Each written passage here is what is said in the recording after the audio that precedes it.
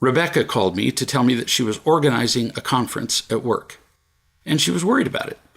A lot of people were attending, including her supervisor, and they were counting on her to make the conference successful. Naturally, since she was in charge. This theme runs through the lives of nearly all of us. We were not sufficiently loved as young children, so we do not have the profound confidence in our worth that produces a sense of peace and joy. That pain is intolerable.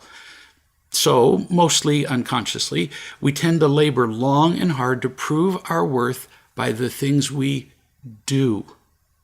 That approach never works, ever. Why? In part because we're trying to prove something that's already true.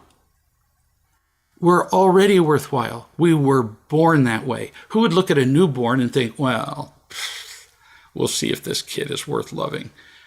If he proves himself, then maybe I'll care about him. Unthinkable. If you encountered a newborn lying on the ground, you would immediately take care of the baby. You would hold him close to your chest. You would actually love the child without him doing anything to earn his worth or your love. You would. We're doing this all backward. Instead of proving our worth by what we do, it's far easier and more productive if we simply accept our worth right off.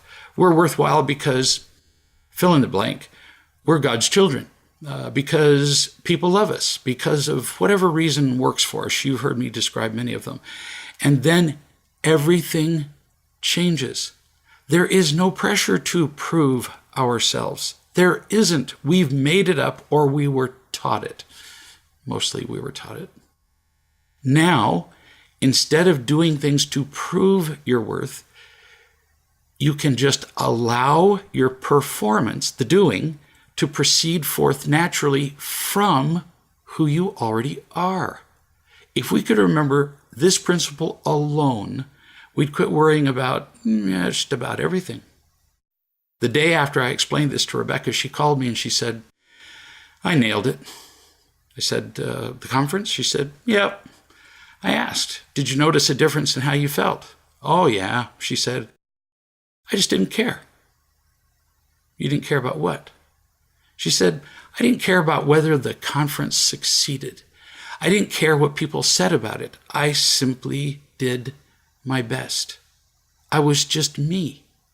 I already knew I was worthwhile. I remembered what you said to me, so my work was easy. I was in the flow.